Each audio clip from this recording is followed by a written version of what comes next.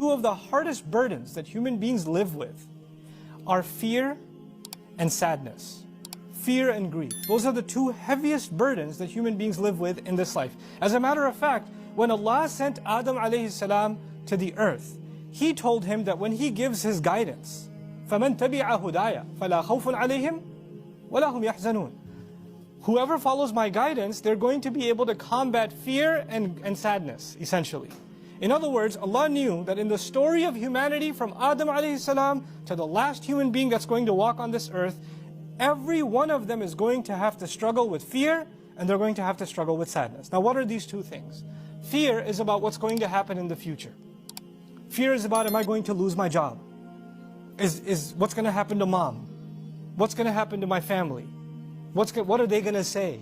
What's going to happen tomorrow? What's going to happen with my exam? What's going to happen with my immigration? What's going to happen with this and what's going to happen with that? These fears about what's going to happen in the next few hours, or in the next few days, or in the year from now, or in the future, these fears are small and big, and they're all the time. They're a part of us. You wake up afraid. You're afraid you're going to be late to work. You know?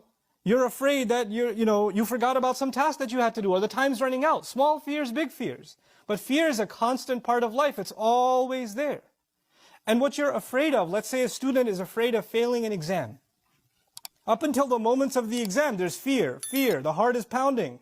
And they take the exam. And then unfortunately they get the result that they failed.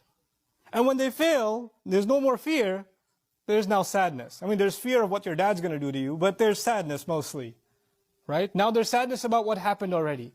So fear is about the future, and sadness is about the past. What already took place in the past. And just because it's in the past, you don't get to tell someone, well, it's in the past, get over it. It's done now. You should move on with your life. No, you and I are not in any position to tell anyone that they no longer have the right to feel sad anymore.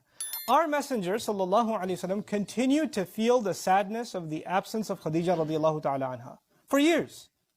For years. Feeling sad is not a sign that you don't have enough faith. He has the greatest faith of all, and yet he carries sadness.